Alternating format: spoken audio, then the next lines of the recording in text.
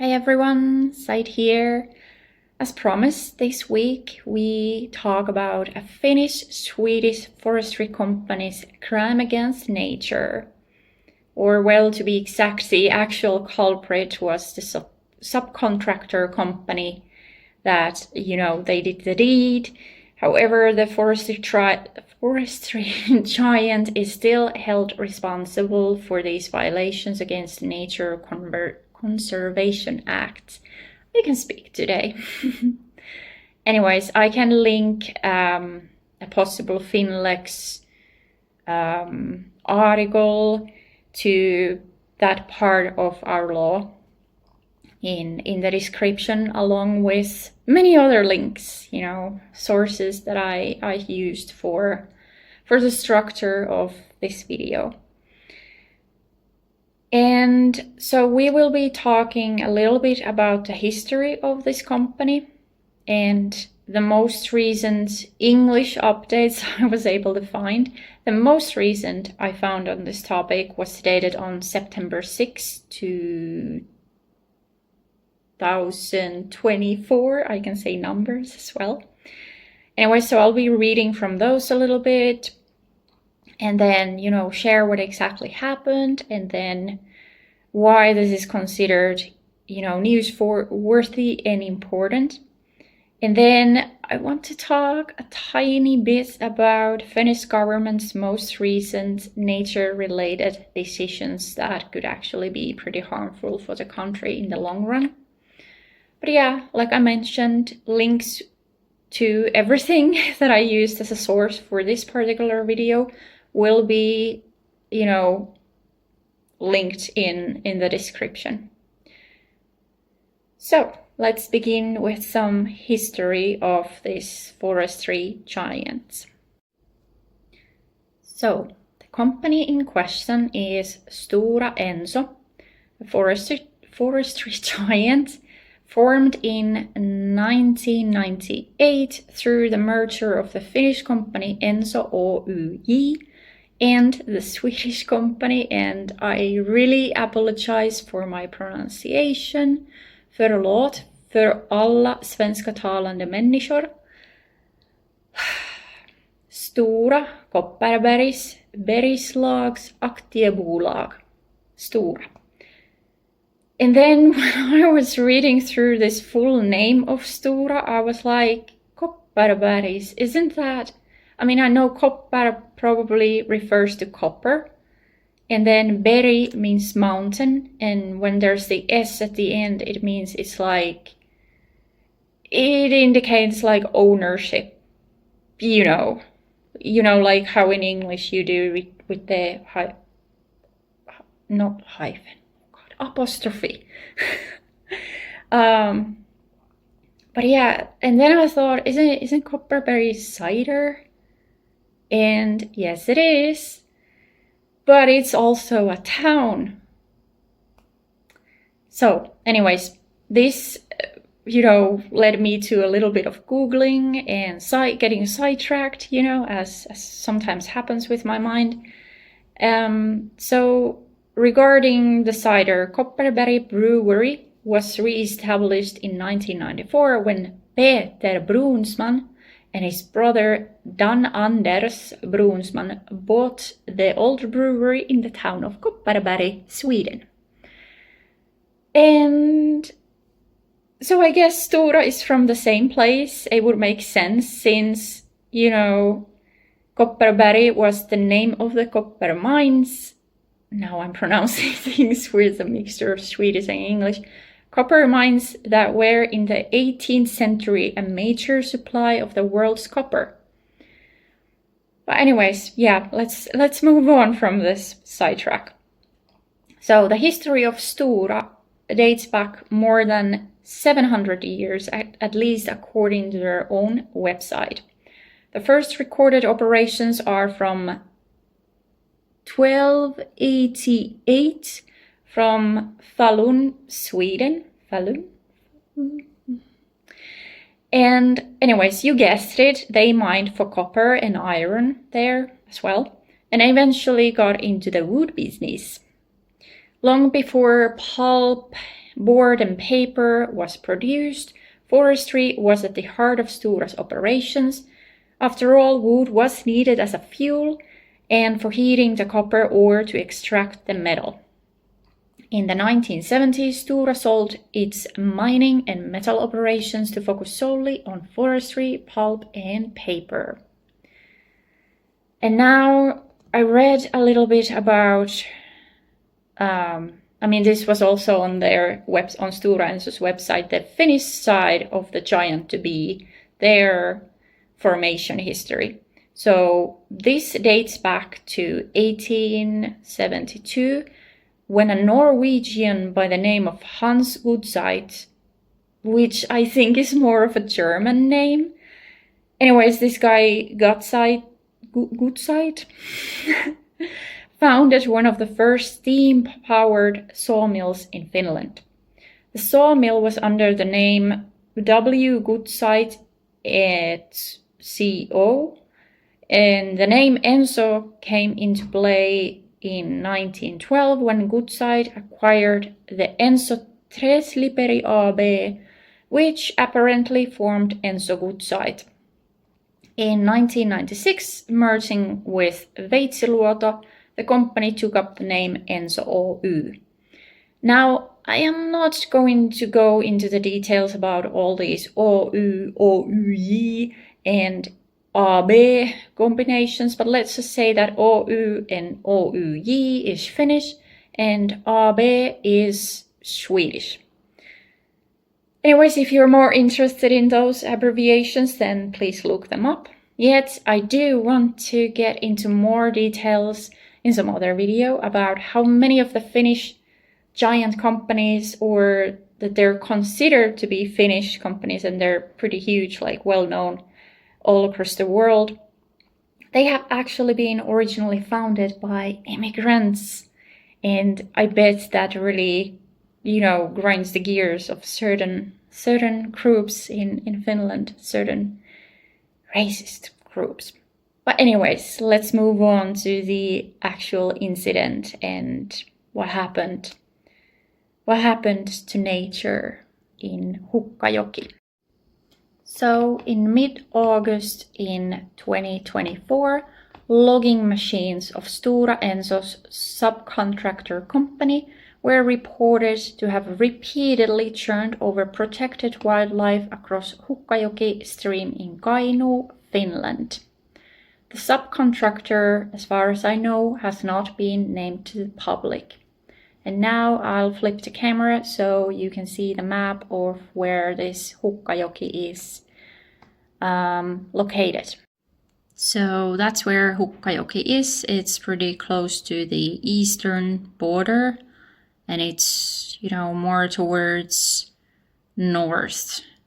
But yeah, that's where the first incident location is. And at the end of August 2024, it happened again at a different stream, this time in Puolanka, and you can see the location there in relation to Helsinki, the border. So it's not that far from the location of the first incident. Stora Enso resumed their operations on the site at the start of September already, apparently as the area is classified as high value in resources, or maybe I misread that part of the article. I will be linking that article in the description, and if you interpret that part of the article differently than I did, then please let me know so I can fact check myself on that record. Anyway, why is this a big deal, you might ask? Well, the first location, the Hukkajoki stream, is the home to an extremely endangered species of freshwater pearl mussels. Mussels? I'm not sure how to pronounce that word, I'm so sorry. Anyway, this species plays a critical role in local river ecosystems. The The species can be found in more than 100 Finnish rivers and streams, living up to 200 years, and they are vital for water quality and aquatic life. Due to habitat impacts, the species has been protected in Finland since 1955. As mentioned earlier, it is extremely endangered. So, in mid-August, when these incidents first came into light, thousands of mussels were destroyed, and the papers even titled this event as a mass murder of these mussels. It bothers me, I don't know how to pronounce that, I'm so sorry. Anyway, and yeah, it's been described as one of the worst environmental disasters in Finland.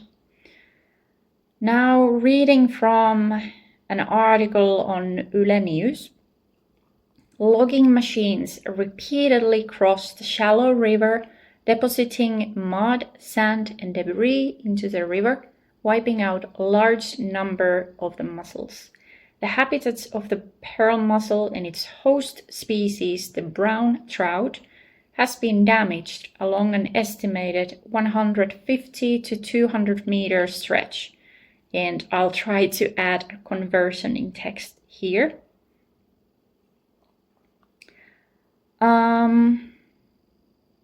Let's see.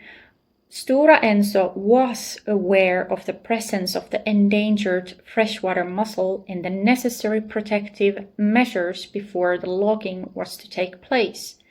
Kainuu's Centre for Economic Development, Transport and the Environment sent Stora Enso and the forest owner an email prohibiting crossings of the river at the mussel site. Additionally, the authority recommended leaving a 45-meter strip along the riverbank where no trees should be felled. This was to leave a buffer zone to, give some shade for the mussels during the summer. And by what I know, Stora Enso was to forward this information to the subcontractor. And it is, as far as I know, it is uncertain what the subcontractor company did with the information, as they apparently were not, it wasn't required of them to send a confirmation that, hey, we read through these, restrictions and instructions, and we acknowledge them. I don't think anything like that was sent back to Stora Enso, let alone to the authority to, make sure that everyone is on the same page. While the machinery directly killed thousands of the mussels, crushing them, the main damage was actually caused by silt and sludge flowing downstream from the crossing side, suffocating young mussels over hundreds of meters. Now, there were apparently eyewitnesses who actually saw one of the logging machines going over the stream, which they were not supposed to be doing, and apparently the machine operator couldn't have cared less. Reportedly, he told one of these eyewitnesses, a woman, to remove her shirt or something like that, and was basically like, flipping the bird and like, I don't care. So yeah, peak adult behavior right there. In any case, the restoration process to preserve the precious mussels began right away with, I think they started these attempts to move as many of the remaining mussels to an undamaged location, part of the stream, as many of them as possible, as soon as possible. And yeah, this happened in Hukkajoki in Kainuu. In addition to these illegal crossings, apparently the subcontractor had not left, the buffer zone that they were supposed to leave, so that the mussels could have some shade. So trees were felled from places where they should have not been felled, at least according to what I saw in one of the articles. But yeah, overall, a very, very bad situation and not very good PR, not for the subcontractor, who probably wants to remain nameless for a good reason, and not very good for, Stora Enso. Meanwhile, at the other logging sites at the end of August, in Puolanga, while violations against the Nature Conservation Act were found and evidence that there were older crossing marks implying that the end of August discovery wasn't the first time that this was happening, and further measures against the logging company will be taken. Anyways, in Puolanga, acute restoration measures have not been considered necessary, unlike in Hukkajoki, so the damages probably weren't as devastating as in the first location. It is suspected that the other logging companies besides Stora Enso and its subcontractor have been crossing the stream where they should have not, and Stora Enso has reportedly cut ties with the subcontractor in question, and the subcontractor who had been responsible for both of these logging sites where this criminal activity had come to light. And yes, it is considered criminal activity. And while Stora Enso has admitted to its responsibility on both logging sites, as its own responsibility, this means that the carelessness of their subcontractor is most likely going to cost them, a lot of money. They agreed already to pay the restoration costs of the Hukkajoki River, yet by what I've found, they seem to be a little hesitant about who's actually going to pay the state for all the dead, destroyed mussels. According to BNN Bloomberg, the cost of killing a protected freshwater pearl mussel is set at 589 euros in Finnish law, and this, I think, is around $650 US. So yeah, pretty expensive, because like it was mentioned earlier, this was thousands of these poor things, creatures. But yeah, in my understanding, by what I've been reading, there's been both internal and external investigations, and police reports and stuff have been filed. So police has been involved in the case. And I also read from a few sources that apparently these violations have been going on for much longer. They just came into light now, or in mid-August for the first time. And sadly, while it's certainly not the first time that companies, especially the big ones, go against their supposed values and decide to care more about profits than about nature and the consequences these actions could have on our country's well-being, and I mean the land, not just the people, but also, there are consequences to the people as well. Unfortunately, I do foresee that these sorts of activities might be increasing in Finland. And now we come to the comments about the current government. And as you might have guessed, I don't really have a very high opinion of them. So our current government, which in my opinion should step down or be taken down, because they are harmful to Finland in so many ways. Anyway, they have been making certain decisions that could impact our most valuable resource, which is our nature. It's just, not just materialistic aspect of it, but also our nature is a good tourist attraction as well.